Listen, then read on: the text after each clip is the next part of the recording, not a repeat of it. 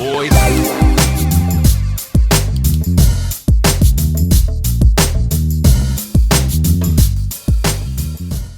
Então, eu vou começar. Se alguém tiver alguma dúvida, até prefiro que interrompa e pergunta, para não ficar a dúvida até para o final, que depois esquece. Eu vou falando, e aí, se vocês quiserem me parar, tranquilo. No final, eu explico como que a gente vai começar a trabalhar, porque a partir de hoje a gente realmente começa a trabalhar, desenhar o filme, né? E por onde que a gente começa? Qual o primeiro passo? O primeiro passo é a pesquisa. Eu fiz uns slides bem simples, seguindo um raciocínio, né, de como a gente pode pensar o roteiro. E o primeiro passo, na verdade, é a pesquisa, né? A pesquisa que vai sustentar o nosso roteiro. A pesquisa como uma pesquisa para qualquer outra coisa que a gente vai fazer, né? A gente vai fazer no nosso caso, pesquisar as histórias dos bairros, né? A gente tem aí até uns 10 bairros ou mais, né? Independente se a diretora vai usar a história de um ou a história de todos, é importante que na pesquisa a gente conheça a história, porque justamente depois a pessoa que vai fazer o roteiro pode escolher colocar todos os bairros ou selecionar alguns bairros, ou uma história tão boa que a gente use um bairro só. Então, a pessoa que vai fazer a pesquisa, ou as pessoas, precisa no fim, trabalha bastante, né? E pode muita coisa não ser usada, só que tudo é importante para a gente fazer o roteiro depois. Então, começar pela história dos bairros, né? Onde a gente consegue essas histórias? Tem na internet, às vezes, alguma coisa ou outra, e se não tem, ideia é que a gente converse com moradores e moradoras. Pessoas que moram há muitos anos nesses bairros e podem contar muitas coisas sobre ele. Não necessariamente vai ser uma coisa com data, né? Uma coisa assim que a gente pode ver em livro, mas causos, sabe? Coisas que podem nos ajudar a conhecer um pouco mais do bairro. Então, eu recomendo, se a pessoa que for fazer a pesquisa não encontrar nada na internet, que fale com algum dos moradores ou moradoras, que aí a gente já vai estar fazendo, inclusive, uma pré-seleção de possíveis personagens, né, para o nosso filme. Então, essa pessoa que vai fazer essa pesquisa, ela também tem que levar em conta a coleta de informações. O que seria isso? A gente procurar em jornais, revistas antigas, na internet ou em qualquer lugar, matérias que já tenham rolado nesses bairros, que nos ajudam a coletar informação também para o filme. Então, matérias de jornal, gravação, materiais de arquivo. O que eu quero dizer é trabalhar com fotografia. Por exemplo, a gente vai conversar ali com uma moradora e ela tem um monte de foto dela mais nova brincando no bairro, ou da família no bairro. Isso também pode ser interessante para o roteirista ou para a roteirista para criar elementos para o nosso filme. Então, a pessoa que vai fazer a pesquisa, ela tem que cavucar ali a maioria das informações que ela puder, tá? E aí, quando a gente faz uma pré-seleção de possíveis personagens, que é esse próximo ponto aqui, a pessoa que vai fazer a pesquisa, ela tem que conversar com a diretora se ela quer que seja feita uma pré-entrevista, né? Essa pré-entrevista, geralmente, para mim, ela é fundamental, ela ajuda bastante a gente a pensar o filme e o roteiro, auxilia muito na direção, mas tem diretora que prefere entrevistar pela primeira vez ela mesma. E por que isso, né? Que às vezes a gente conversa com alguém da primeira vez, ela conta a história de um jeito, aí quando vai a diretora conversar com a câmera ligada e tudo, a pessoa bloqueia e não conta a história ou conta outra coisa. Pode acontecer. Mas ainda assim, eu penso que a pré-entrevista ela é boa, porque às vezes a gente vai falar com alguém achando que ela vai falar um montão de coisas e ela fala outras coisas que a gente nem imagina. E aí, com essa pré-entrevista, a gente já pode descobrir alguns elementos que podem ajudar a gente a criar nosso roteiro de perguntas. Então, a diretora ela vai para o set com um roteiro muito mais direcionado e a entrevista rola melhor e rola mais focada no nosso tema. Depois que a gente tem essas pré-entrevistas, aí vocês vejam o quanto é trabalhoso, né, a parte da pesquisa. Depois que a gente faz essa pré-entrevista, a gente decupa as entrevistas. O que é isso? Decupar é uma palavra em francês e consiste em a gente olhar para aquele material e selecionar algumas partes que nos interessam mais. Então, a gente foi lá e entrevistou o mestre de capoeira, que citaram aí alguma vez. Aí ele tem várias histórias da capoeira, mas ele tem uma história específica que a gente quer que ele conte. Então, se a gente já tem essa pré-entrevista e tem a decupagem, a diretora vai já no dia da entrevista oficial com a pergunta certinha para a história que a gente quer ouvir, né? Para aquilo que a gente quer se direcionar para o filme. E aí, depois que tiver todo esse material, que é bastante coisa para fazer, a gente passa o arquivo completo para a galera do roteiro. E até aqui tá tudo bem, né? Posso seguir.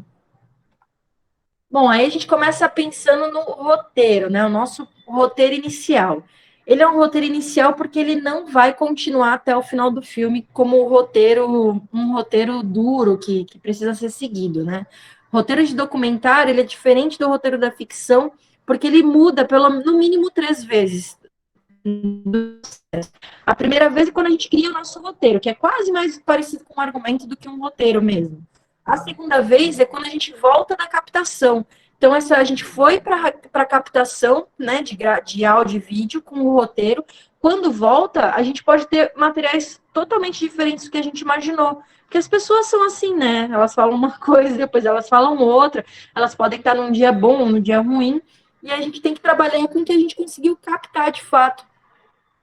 E aí a gente tem que escrever um novo roteiro para edição, né? Para ajudar a pessoa da edição, porque às vezes a gente coletou ali um depoimento, uma entrevista super legal, mas ela é enorme. Uma E pergunta, Raquel. Uma pode pergunta falar. para não. Ah, deixa eu. Ó, a Cíntia está entrando aqui agora. Boa noite, dona Cíntia. Eu só vou fazer uma pergunta que é a seguinte: tá falando que tu vai e depois filma, isso é uma coisa que possivelmente vai acontecer conosco, e eu fico pensando, uma decisão do que muda no final das contas, que tu falou assim, aí vai a campo, volta, e aí tem que mudar o roteiro para ajudar o pessoal da edição, tá? Mas quem é que toma a decisão que aquela história original lá toma outro rumo, né? Como é que A tu se direção. lida sozinho ou com um roteirista para adaptar? Não, a ideia é que tudo seja feito junto com algumas pessoas, né? Nesse caso, para mudar o roteiro, o ideal é que a diretora trabalhe junto com a roteirista. Mas, assim, na vida real, né, quando é filme comercial, é a diretora que toma a decisão. Ela volta do set e fala, ó, eu não quero essa, quero aquela entrevista.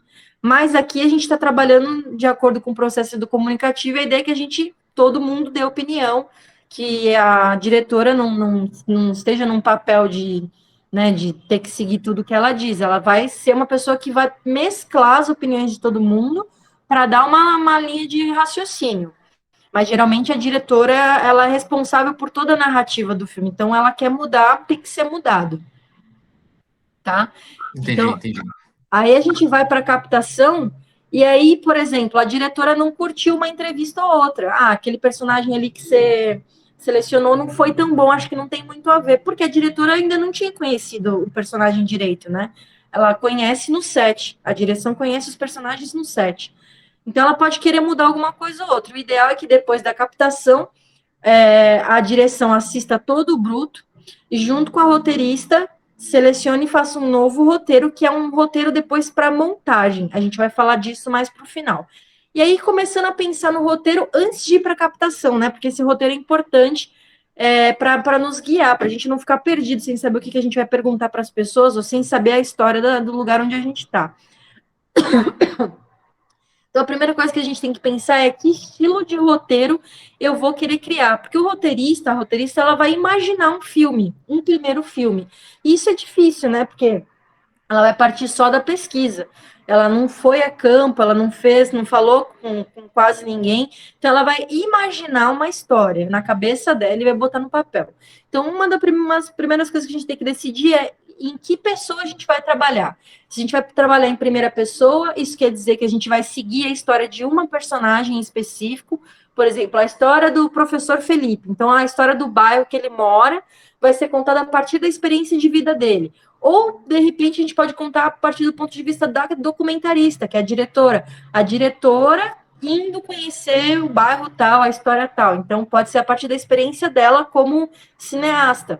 A gente pode trabalhar também em terceira pessoa, que a gente vai contando a história a partir de uma narração.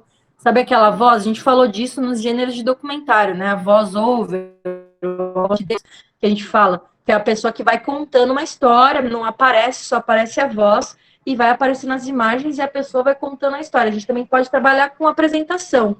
Alguém que aparece no vídeo, apresenta como se fosse realmente um programa, e a partir da apresentação começa o filme. E tem uma terceira opção, que é o lugar, né? Colocar o lugar como personagem, mostrar imagens, mostrar assim, sem explicar muito, mostrar em vez de contar, né? Pode parecer um pouco confuso, principalmente para esses roteiros iniciais desse terceiro estilo, porque a gente tem que ficar criando coisa que a gente não sabe se vai ter para gravar. Por exemplo, eu nunca fui num dos bairros. Como é que eu vou criar uma imagem desse bairro na minha cabeça para descrever lá no meu roteiro?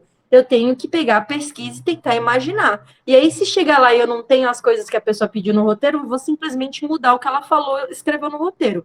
É assim mesmo que acontece. Só que é importante ter um primeiro desenho, tá? Eu tinha indicado aqui um filme, eu não achei ele na internet para assistir, mas eu vou procurar um pouco mais.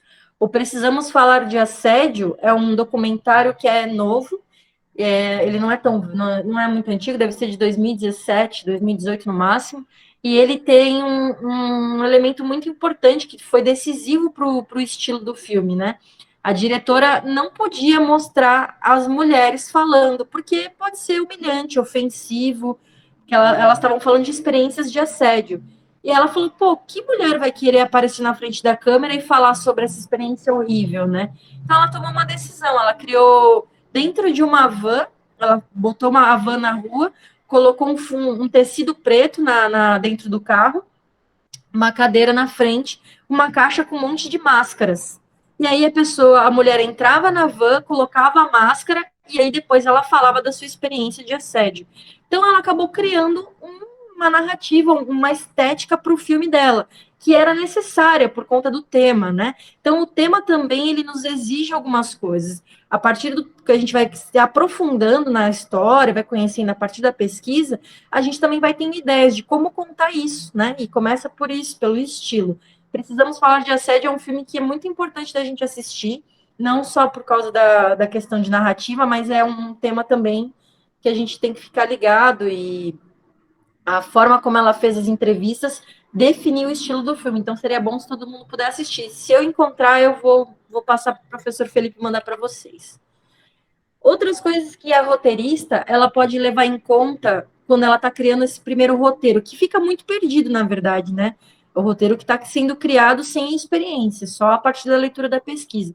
Então, a pessoa que vai fazer o roteiro, ela pode inventar coisas. Por exemplo, pode trabalhar, eu acho que esse bairro aqui caberia legal com uma poesia, fazer uma metáfora, vou colocar a partir de uma música, sabe? Então a gente pode inventar um estilo para o filme sem imaginando que ele pode ser que seja mudado, mas pode ser que não, pode ser que ele case super certo com a gravação e de fato seja o tipo de filme que a gente vai fazer. A pessoa também tem que trabalhar com a ideia de que pode acontecer de ter materiais de arquivo. Ela vai ter acesso a muitos deles, se a pesquisa conseguir trazer. Então, ela pode imaginar que, pô, a pesquisadora conseguiu várias fotos. Vou olhar para essas fotos e já vou indicar onde elas devem entrar, se é no começo, se abre o filme assim, ou se é para o meio, ou se isso é coisa de final. A pessoa também pode levar em conta que pode ter arte, animação, gráfico. De repente, quero falar de quantidade de pessoas que moram num bairro X, no bairro tal. Então, aí fazer um gráfico ou fazer uma animação para falar desses dados. Quando a gente trabalha com dados, né, pode ficar muito chato ficar apresentando os números. A gente pode fazer uma arte, pode fazer um gráfico mais dinâmico. Então, levar em conta que a montagem pode lançar a mão desses elementos visuais. Ações contam histórias. Por que eu falei isso? Porque, às vezes, a gente pode imaginar uma cena na nossa cabeça.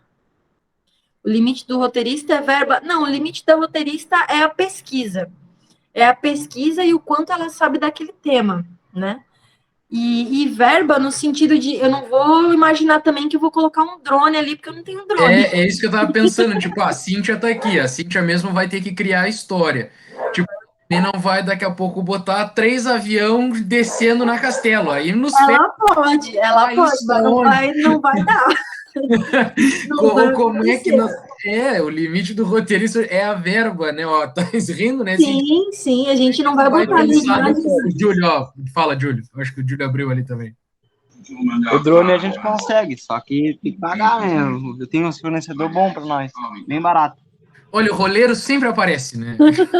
O homem roleiro é isso. Ó, a gente tem que pensar que o limite, ele também ajuda a gente a definir, né? Como eu falei no Precisamos Falar de Assédio, ela tinha um limitador, um fator que limitava, que era não poder mostrar as entrevistadas.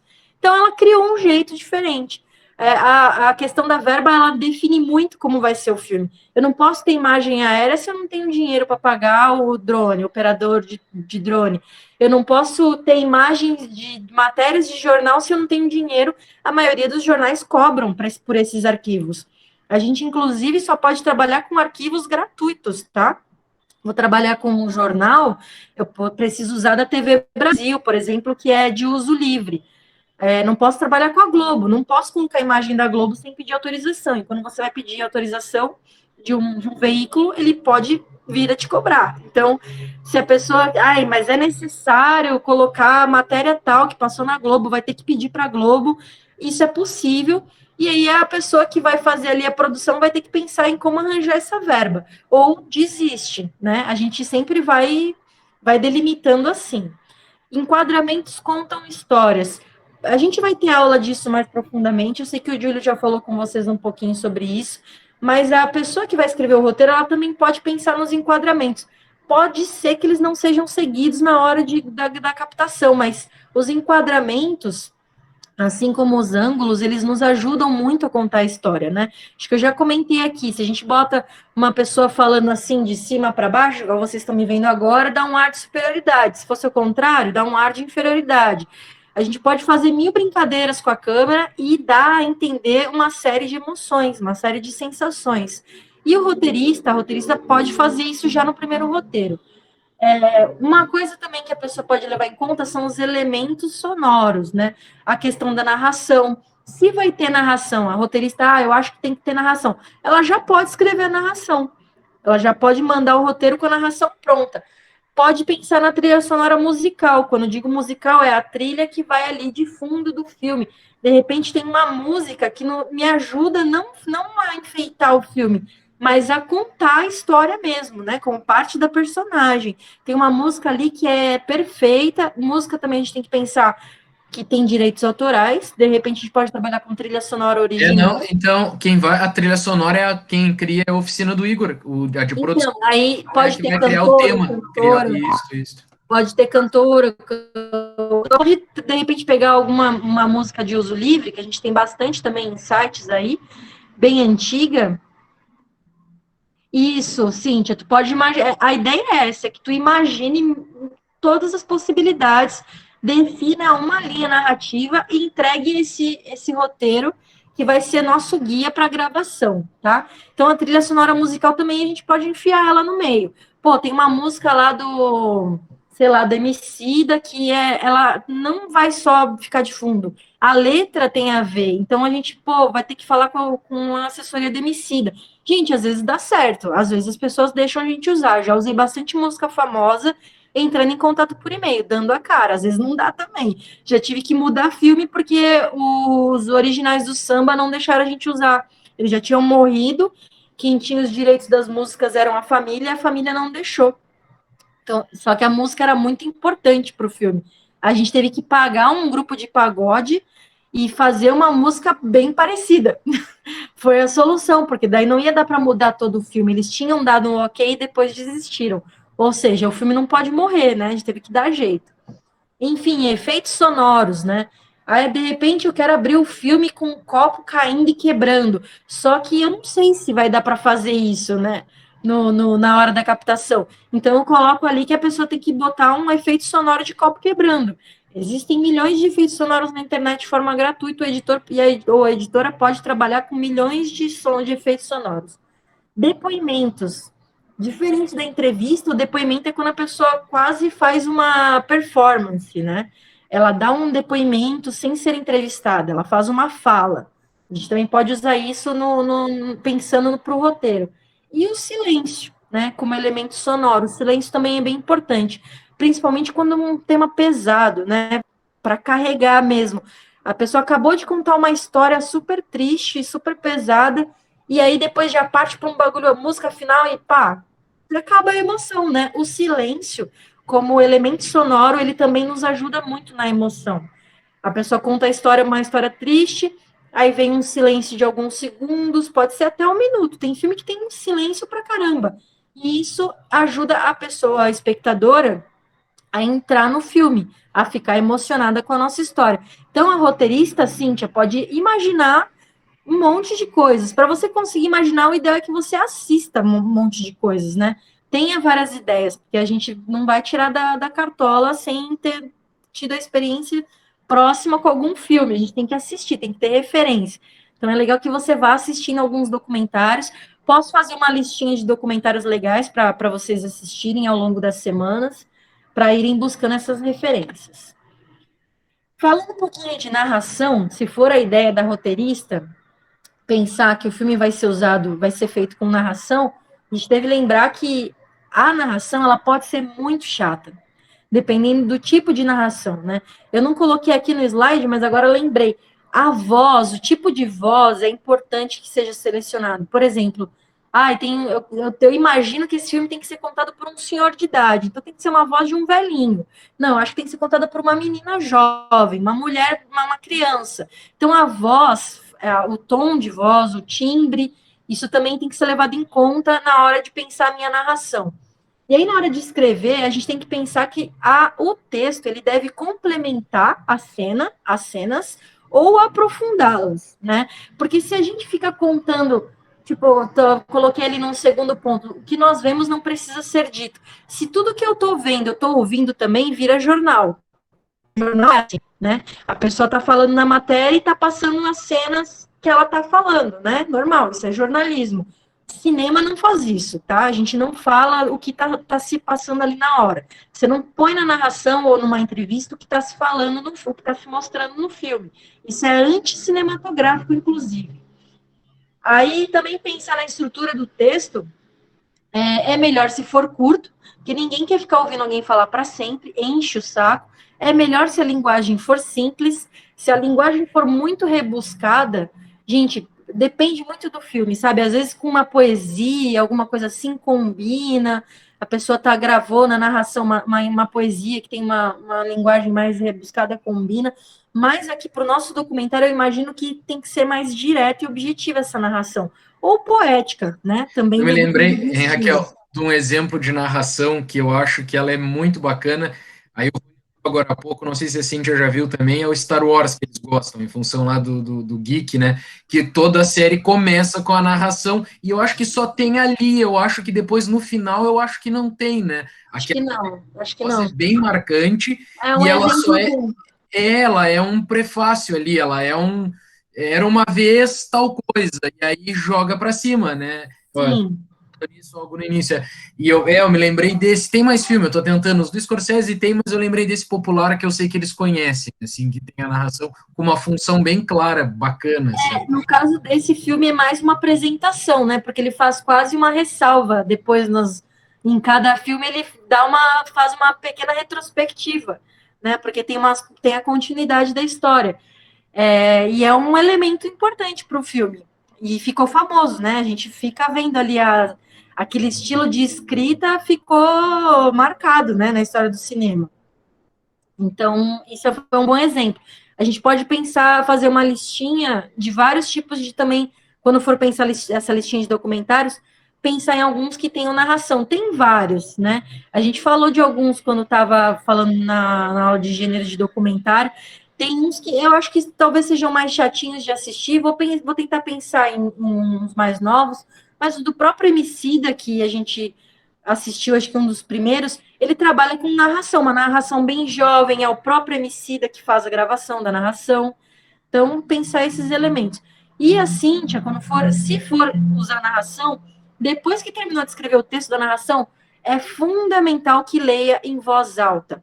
Por quê? Para pensar o tempo dessas falas. Às vezes eu escrevo um texto mó gigantão com frases enormes, e aí é necessário pensar na quebra dessas frases, para que fique mais fluido, né, na hora de eu escutar para o filme, que fique mais fluida a leitura para quem for gravar. Então, ler em voz alta é bom para a gente administrar ali o tamanho das frases, o que vai se falar em cada cena, tá? Isso é uma metodologia mesmo para escrever. Depois que escreveu, você lê em voz alta para entender mais ou menos como é que vai ficar no filme. E também, de repente, pode ficar muito grande, muito curto, a gente só vai saber passando pela leitura mesmo. Aí a Cíntia pode me perguntar, tá, mas eu tenho a pré-entrevista, mas não tenho a entrevista oficial. Como é que eu vou trabalhar com isso no roteiro inicial? Bom, a gente tem que imaginar mesmo as cenas. Eu coloquei aqui um exemplo de um roteiro de um filme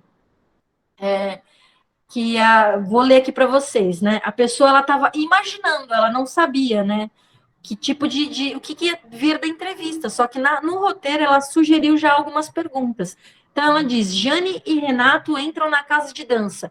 Ela sabe que tem uma casa de dança, porque veio para pesquisa. Ela não sabe como é que eles vão entrar, ela não sabe mais nada, ela está imaginando possibilidades. Dançam juntos, a gente também não sabe se vão aceitar dançar, só que ela está sugerindo. Percebemos a intimidade e a sensualidade do casal. Pô, a gente não sabe se eles têm intimidade ou sensualidade. Tudo é imaginação, vocês entendem? É a gente tentar dar dicas para a direção na hora do que fazer com os nossos entrevistados e entrevistadas. Ah, vocês podem dançar? Aí a pessoa aceita e realmente tem intimidade e sensualidade ali. A pessoa pode não aceitar e a gente tem que mudar a cena. Então, o ideal é que o roteirista possa ajudar a dar ideias já. Observamos o papo deles. Sentado, antes ou depois do evento, Renato fala como se conheceram. Aí ela vai lá e lança tipo sugestões de perguntas, né?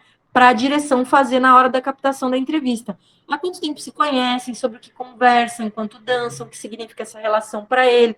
Então, vamos elencando ali as perguntas possíveis que a gente imagina a partir da pré-entrevista. Se não tiver pré-entrevista, a gente imagina muito mais, né? Porque aí fica meio difícil. Mas a gente tem que sugerir as possibilidades de perguntas. Raquel, uma coisa, desculpa até me intrometer assim. Não, pode perguntar o que precisar. Tu acaba de me desmistificar uma coisa que eu fico muito sempre noiado quando eu assisto documentário, que é como é que tu filma, por exemplo, um casal que tu vai acompanhar. Acho que tem um que é o Time no Amazon, que tá agora rolando. Como é que tu acompanha um casal na sua rotina? Até que ponto essa rotina é fabricada para o documentário? 100%. É, não, eu para mim aquilo não, simplesmente eles escolheram ir no supermercado e por isso que ela tá, não, aquilo já está organizado para eles irem no supermercado. Com certeza está organizado. Eu posso chegar para você e falar, professor, o que você faz à tarde? Sim, já baseado na pesquisa, que ele vai, eu gosto de ir no Guanabara. Eu sou o cara que gosta de ir no Guanabara. Na pesquisa vai estar que o velhinho lá louco gosta de ir no Guanabara. Então o roteirista recebe. É isso, então ele Isso. Aí eu vou te propor. Eu sempre me assustei com a aleatoriedade. Posso colocar a câmera na tua bike e você vai andando de bike até o Guanabara? Aí você fala, pode. É uma mentira? Não, tu vai de bike pro Guanabara direto, mas aquilo foi o que eu te pedi para fazer.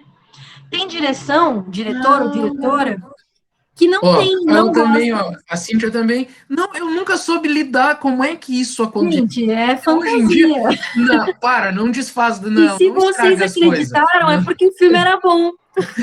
Não, porque eu ficava, só fluía, eu também não, eu achava que tinha alguém com uma câmera que. Como é que você sentia uma vontade para fazer aquilo? Às vezes flui, pode acontecer do professor Felipe pegar a bicicleta dele, ir para o Guanabara e de repente um amigo do Felipe, porque o Felipe é vereador, né?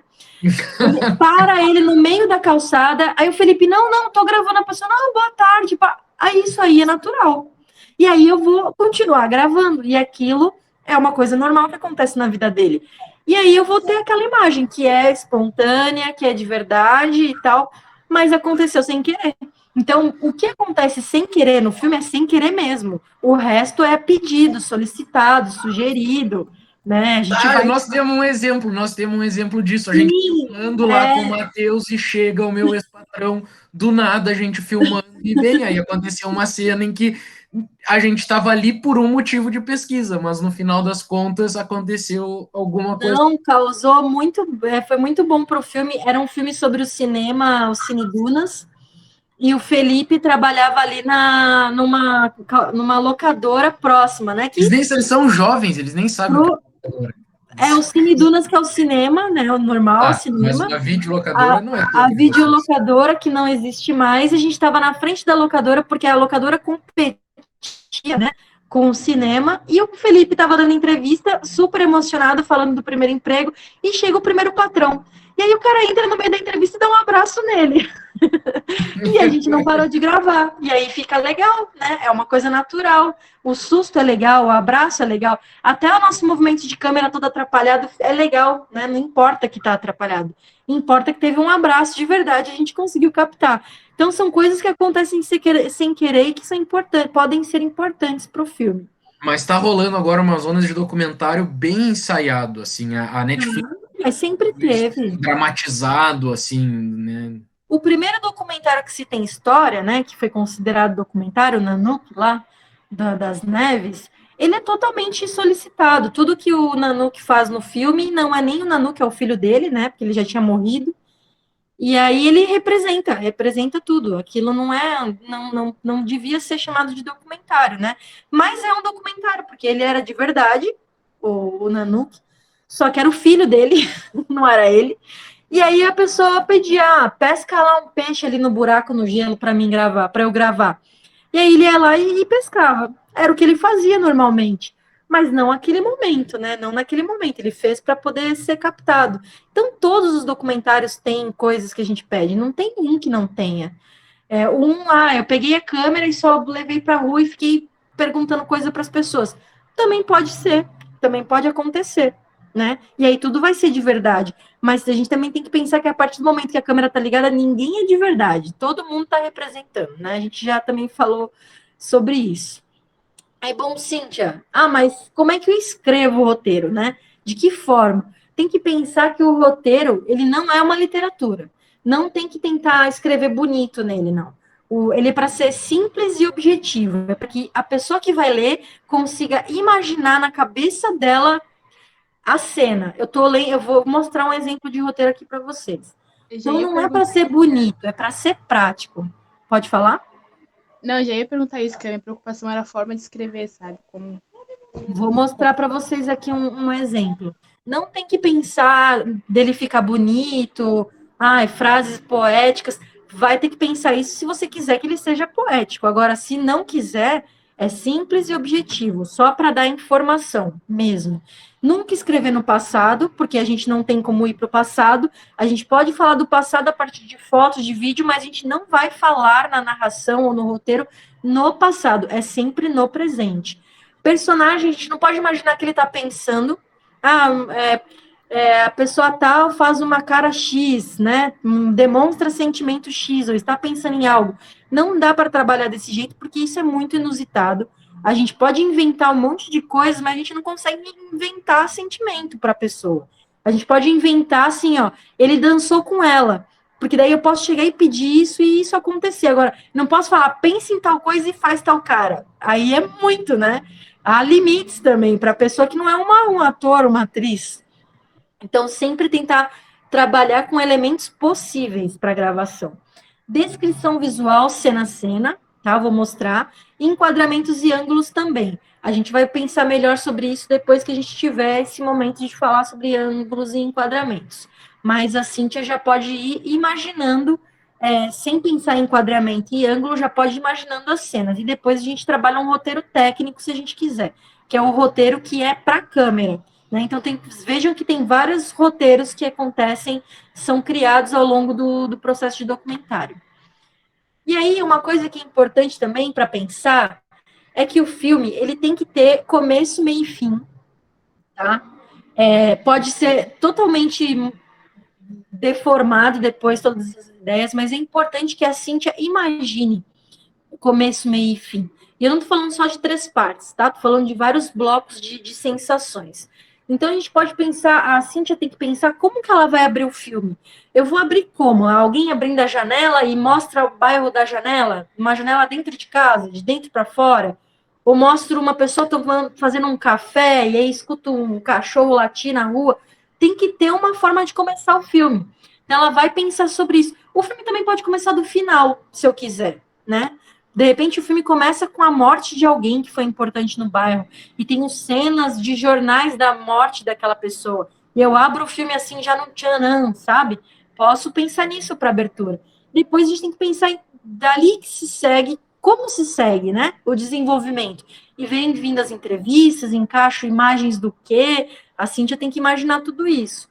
Quando a gente fala em clímax e conflito, eu botei aqui um bannerzinho de uma escola de cinema que é bem didático, né? Ele tem ali uma curvinha, né? Uma curvinha roxinha que vai ficando vinha, que vai ficando vermelha lá na ponta, lá em cima, e depois ela vai descendo até ficar azulzinha. Isso quer dizer que o filme vai começar de um jeito, com uma sensação, e aí ele vai para o problema, né? Tipo, ai, o professor Felipe parou na rua, ele caiu de bicicleta. E dali eu vou para o clímax, que é quando as pessoas chegam para vir ajudar ele não quer ajuda. Então eu vou criando a história, né? Ah, eu não sei se ele vai cair de bicicleta, mas eu posso trabalhar com os temas que a gente tem na nossa pesquisa. Pô, a pessoa falou que foi assediada, né? Pensando no vamos falar de assédio. Precisamos falar de assédio, que é o documentário que eu comentei com vocês no começo. Pô, com certeza vai ter momentos doloridos nessa história. E eu já tenho a minha pré-entrevista. Então, pô, quando ela fala isso, essa história é o clímax do meu filme. E aí é quando o filme tá com a emoção lá em cima. Aí a gente tem que pensar em maneiras de descer essa emoção, porque tem que acabar a história tem que acabar tranquila. A gente não pode mandar todo mundo para casa chorando, chorando ou sofrendo, achando que o mundo é horrível, que todas as mulheres do mundo vão passar por isso para sempre. A gente tem que tentar amenizar um pouquinho, para todo mundo ir mais confortável para casa.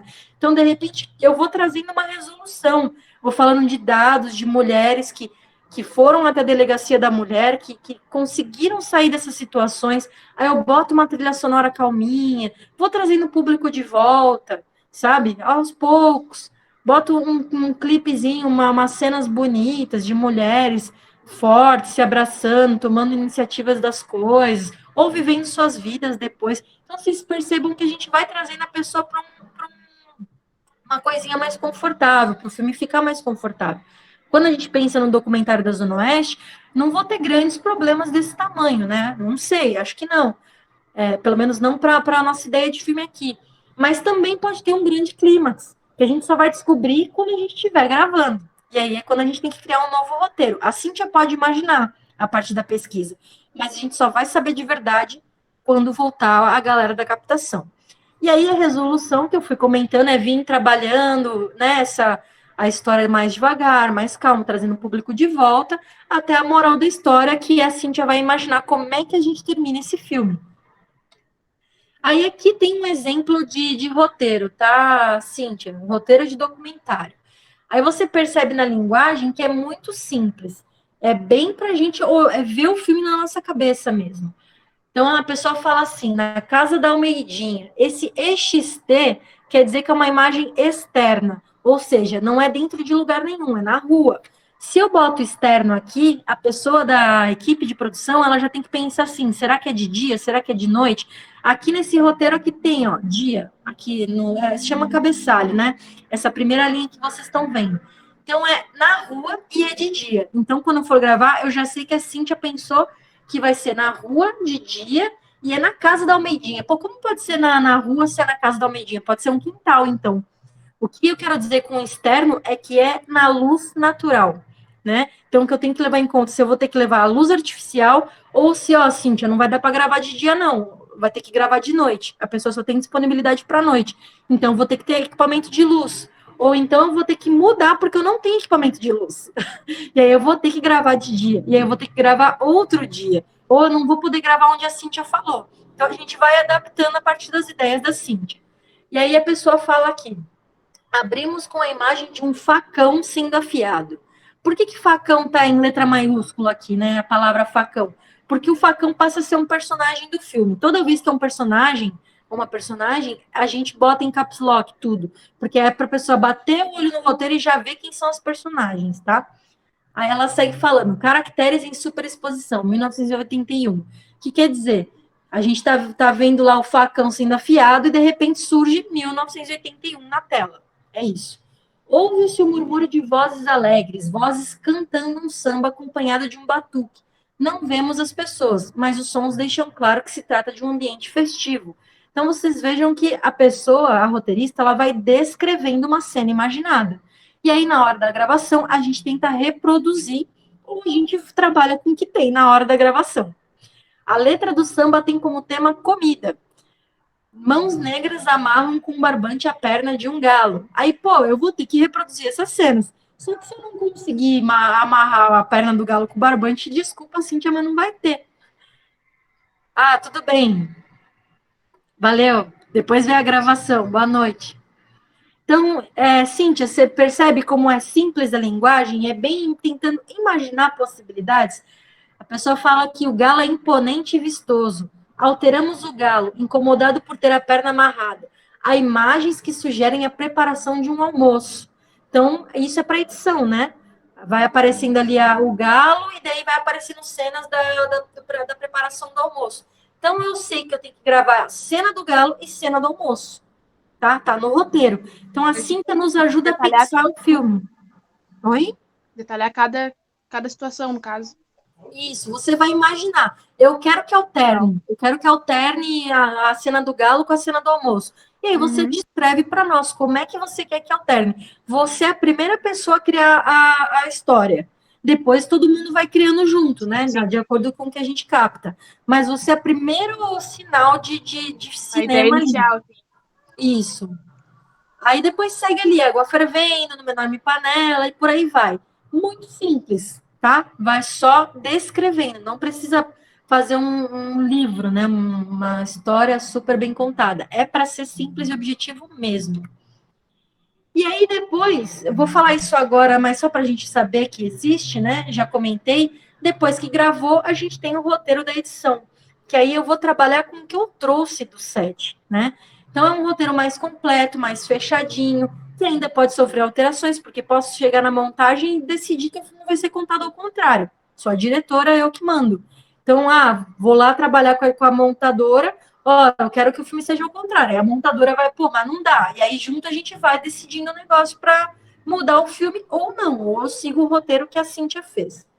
Aí, a pessoa que vai fazer esse roteiro que é mais fechadinho, é ideal que a gente trabalhe já com a indicação dos tempos e dos arquivos. Então, eu sei que o depoimento do professor Felipe, nos 7 minutos e tantos segundos, ele começa a chorar e fala do tombo da bicicleta. Eu quero essa parte aqui. Aí eu boto o número do arquivo, por exemplo, o arquivo da câmera, né? PM333 e o tempo 7:34 até 8:35. Que é esse trechinho que eu quero no filme, só esse trechinho. Então é importante a gente colocar a indicação lá no segundo roteiro, tá? É o roteiro da volta da captação. E aí essa pessoa também vai saber, eu tenho arte, eu tenho gráfico que eu posso trabalhar, eu indico lá. GC é o nome da pessoa embaixo, já tem os nomes, então já posso apontar os nomes. E aí possíveis animações que eu já sei que eu posso usar ou não. Checagem de informações. Cara, quando a gente volta de captação, às vezes a pesquisa deu uma confundida, aí a pessoa que fez o roteiro trabalhou com a confusão, e eu chego lá na hora da entrevista, aquela pessoa não chama Maria, aquela pessoa não estava na casa de dança. Acontece. Então é importante que na volta do bruto, né, fui lá, gravei, tem todo o meu bruto, que a gente chama que é todos os arquivos, e aí eu percebi que a Maria não é a pessoa que eu estava imaginando. Então eu tenho que checar a volta desse material. Sempre, sempre. Isso é fundamental. E sugerir takes. Então a Cíntia vai assistir tudo que vier da gravação. Aí, a diretora, de repente, não lembrou que esse take ficou super bom. Mas eu acho que ficou super bom. Então eu vou indicar no meu roteiro usar take tal, né? Tomada tal, arquivo tal. Esse take é bom, vejam esse take. A gente põe mensagem também no roteiro. Ver take tal, ver arquivo X, né? Arquivo X. E acabou. E é isso que eu tenho para falar para vocês sobre roteiro. Vocês têm alguma dúvida? Senão eu já vou falar sobre a dinâmica. Não, eu achei bem, para mim foi uma desmistificar aquilo ali mesmo, uma história assim. Acho que a Cíntia também botou. E a Marina, boa noite.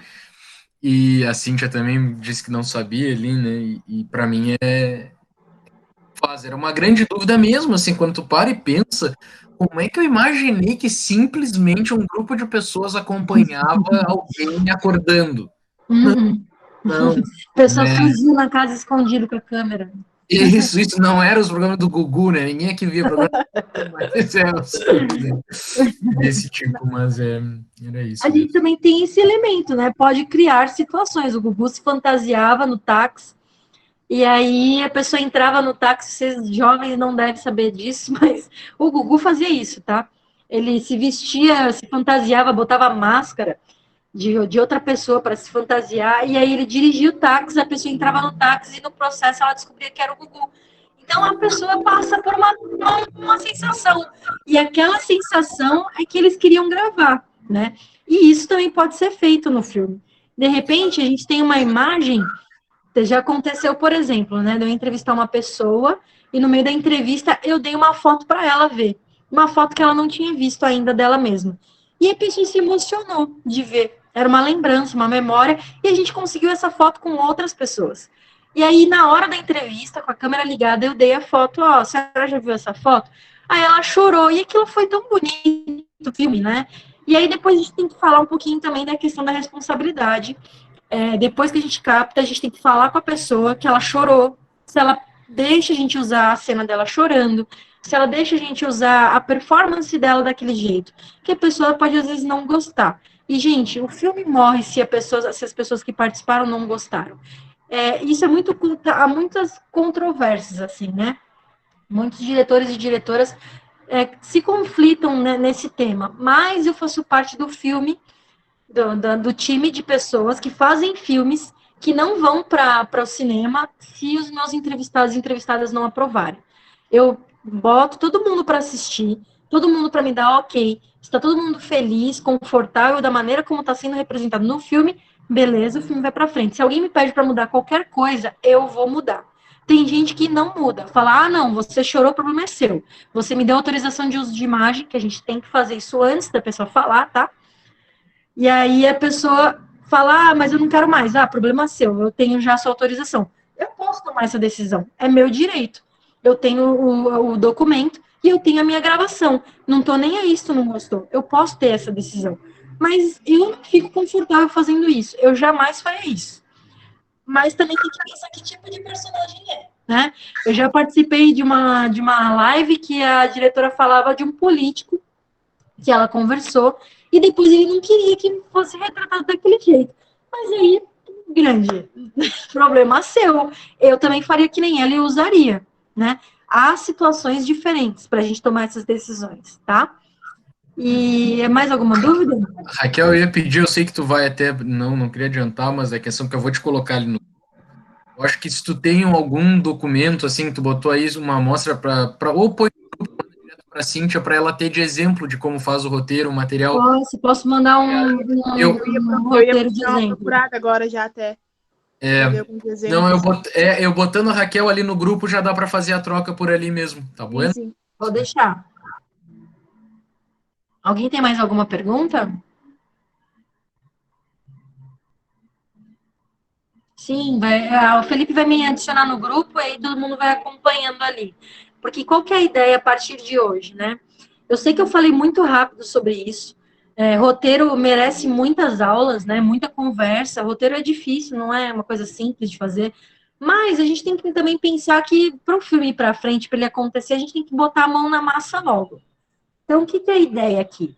Nessa primeira semana, a partir de segunda-feira, a ideia é que vocês já trabalhem na pesquisa, quem tiver ali inscrito na pesquisa.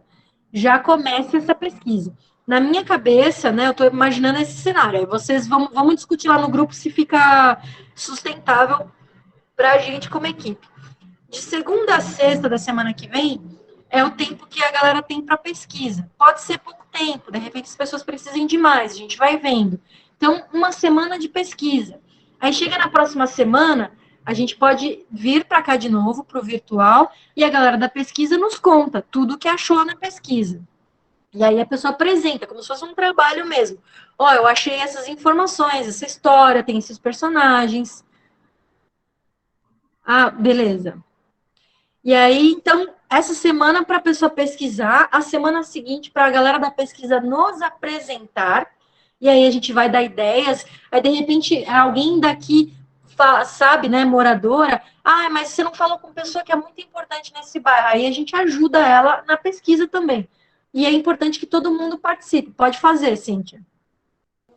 Tá, pra gente criar o roteiro, né, primeiro tem que ter a pesquisa, certo?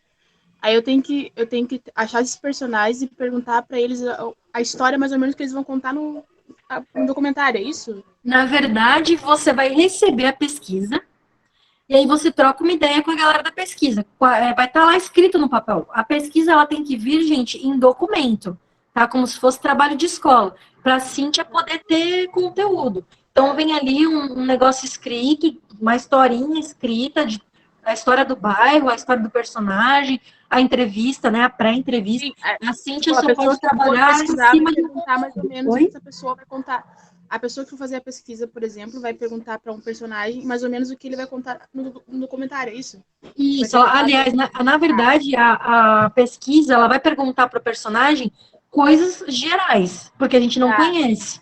E aí você, lendo a pré-entrevista, vai destacar, ó, ela imaginar o que falou vai. tudo isso, e eu quero isso aqui, entendeu? Uhum, tá. Você seleciona a partir do trabalho de pesquisa. Então, é mais ou menos como a pesquisa vai trabalhar num geralzão e você vai fazer um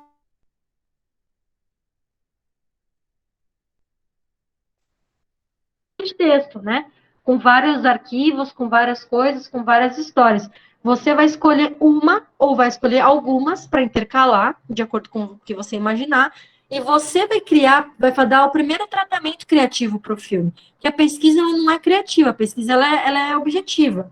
É uma etapa ali que a gente tem que cumprir para ter conteúdo.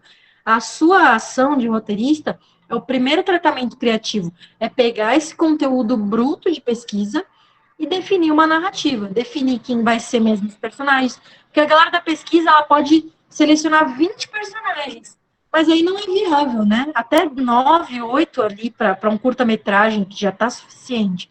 Aí você fala, não, mas tem 3 ali que são muito bons, a gente só vai ter 3. Aí você vai selecionar nas pré-entrevistas esses 3 personagens e vai falar pra gente o que, que você quer que tenha no filme.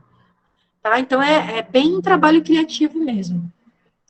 E aí, então, essa primeira semana de pesquisa, na semana seguinte, o pessoal apresenta a pesquisa, aí a Cintia aproveita para tirar o máximo de dúvidas com a galera da pesquisa. Nós vamos estar acompanhando essas reuniões, mas o ideal é que vocês sejam protagonistas, né? Quem vai fazer a pesquisa que esteja aqui, igual eu estou fazendo hoje, de falar, a pessoa apresente a sua pesquisa. E a Cintia tire o máximo de dúvidas e a gente vai dando ideias também, não só a gente aqui da equipe, como todo mundo, né? Aí na semana seguinte, a Cíntia trabalha no roteiro. Então ela vai ter uma semana para trabalhar no roteiro. Na semana seguinte, a gente está falando de 4 semanas, tá? Na última semana, que é a quarta, a Cíntia apresenta para nós o roteiro. Pode botar o texto em slide, pode botar o texto em PDF. Apresenta para nós o roteiro, a gente vai analisar isso junto com ela, vai dar ideia, vai falar, acho que tem que trocar aqui, trocar ali. A direção também tem que participar muito nesse momento do roteiro de pensar, eu não gostei de tal coisa. Aí a Cíntia pensa se ela vai mudar ou não. A gente vai trabalhando tudo em conjunto. Tá, vai ser ótimo se você tiver na pesquisa e no roteiro, porque você já vai saber mais ou menos o que, que vai chegar para você, porque você já vai estar fazendo parte da pesquisa. Geralmente, roteirista também é pesquisador. Tá, o professor Felipe pode passar para nós as funções ali depois no grupo, a gente fica todo mundo sabendo quem é quem. Então, mais ou menos a dinâmica é essa. A gente está falando uma dinâmica de 4 semanas seguidas, tá? Vocês topam essa dinâmica? Tá tudo bem para vocês? Professor Felipe, o que que acha? A gente já chegou aqui no nosso teto de horário. Isso, não, eu acho que é isso, porque a gente já vai entrar numa segunda fase que é de começar a consolidar mesmo o que fazer, né? A gente está Uhum. preparativos, e aí eu acho que por isso que é importante a Raquel tá ali, a gente conversou de ir criando algumas motivações ali que vão ser importantes para esse segundo passo. A gente praticamente veio estudando até agora, essa de hoje mesmo, tem muita coisa. Para quem não assistiu, eu vou botar ali no grupo quando o Matheus fechar a edição, porque foi tri bom, assim. E agora eu acho que essas semanas, Raquel, conseguem fazer a gente ter uma motivação para cada semana estar se encontrando, né? A partir de um objeto concreto, que é o que a gente quer trabalhar daqui mais adiante, que aí o Júlio volta também com questões de filmagem. Aí depois dessa quarta semana, aí a gente começa a falar de fotografia, tá? Falar de câmera, de equipamento, uma série de coisas. E aí a gente vai cada vez mais avançando no filme, que daí a gente vai chegar no nosso momento, né, que é o mais esperado, que é o da gravação. Mas para chegar lá, a gente tem que cumprir essas etapas, tá? Então, acho que eu já estou no grupo, eu vou ali falando com vocês, qualquer dúvida que tiverem, pode mandar no grupo, ou se, eu prefiro mandar no privado, me chama ali no privado, não tem problema, pode chamar, depois eu vou respondendo, e a gente vai conversando, tá? Eu vou mandar um exemplo de roteiro e vou mandar algumas ideias de documentários que eu acho que são importantes para a Cintia assistir, para ter ideia, né? Para ter referência do que criar, do que pensar, do que escrever. Tá? Então é isso. Obrigada por todos estarem aqui hoje, todos e todas. A gente vai se falando e vai se encontrando nas semanas aí, nessas 4 semanas que a gente tem para fazer essa etapa. Beleza? Então, valeuzaço, obrigado, Raquel, mais uma vez. Todo mundo que está aqui também, uma boa noite para todo mundo. A gente vai conversando ali no grupo, tirando as dúvidas, ou chamei no privado, que a gente vai sempre se acertando. E aí, gente, boa noite para todo mundo, bom descanso, até semana que vem.